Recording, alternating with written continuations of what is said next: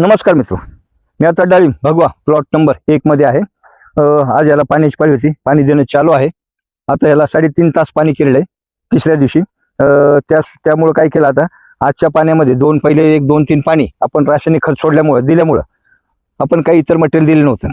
परंतु आज आता तुम्हाला म्हटलं याच्यामध्ये थोडा मेल जास्त ओपन झाला होता, पण बऱ्यापैकी सेटिंग चालू झालेली आणि आता जी कळी निघते ती सरासरी 70-80% आता बारीक कळी जी आहे ती फिमेल आहे। म्हणजे आता टेन्शन फ्री झालेली आहे प्लॉटचं।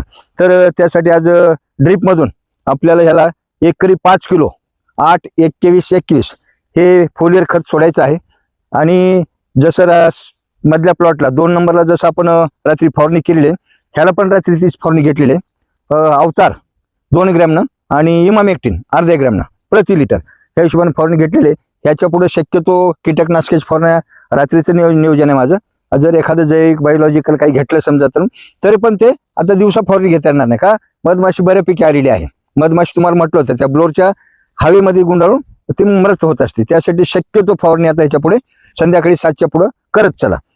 ज्याचं घन असेल समजा, घनवाल्याने सकाळी जैविक घेतलं चालेल किंवा दिवस मारता घेतले काय, घनमध्ये काही तेवढं प्रेशरनं काही माशी मरण्याची तेवढी काही भीती नसते। पण शक्यतो संध्याकाळचं फवारणीचे नियोजन करा आणि पाण्याची पाळी आज असेल, उद्या असेल, परवाची त्याच्यासोबत 8-21-21 हे एकरी 5 किलो सोडण्यास हरकत नाही। नमस्कार।